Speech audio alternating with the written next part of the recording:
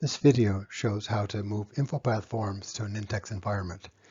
This includes InfoPath to Nintex Classic forms. Here is a typical InfoPath form found on a SharePoint site.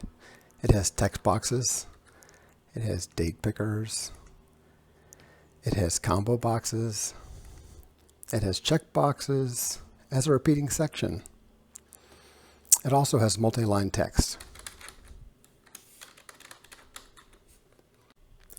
The first FormTrek tool reads the XSN file, which is the InfoPath file, inspects it for information like views, and then migrates that file to an XML file, which is then used to import inside of the Nintex Designer.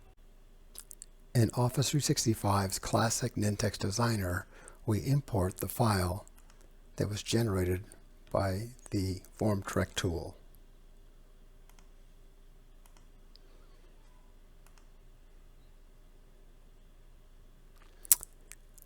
And when this is imported, we can then preview it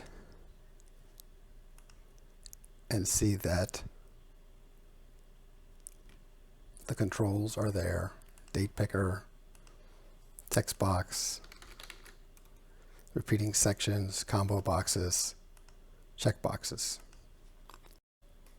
FormTrek's responsive tool migrates classic Nintex Forms XML files into JSON files, which are then imported by the new responsive designer in Nintex.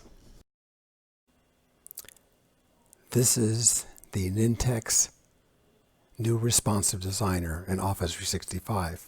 We're going to import the JSON file that was created by the FormTrek tool,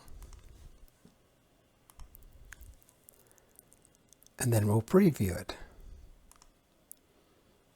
Here we have our form, we have our text boxes, we have our date picker,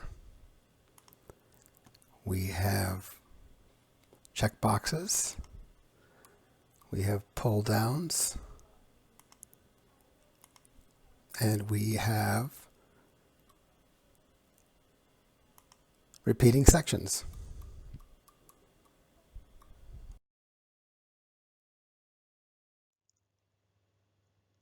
The new responsive form contains the controls from the original InfoPath form, along with their approximate look.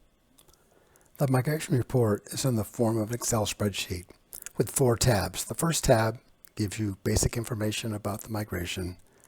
The next tab shows you all of the controls that were migrated. Notice that here's a label called name and a label called traveler information and so on.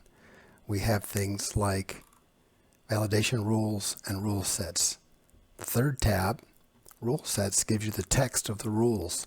For example, down here it looks like the round trip, when it's selected, automatically adds 3 days to the return as a default. If we go to the to-dos, this is where it tells me things I need to clean up. Here's a rule. I have to go and add that back in. Also notice that a date time picker control currently is showing you only the date. If you want a date and a time format, you need to go in and change that format. So this is the migration report that you use to go and finish your migration.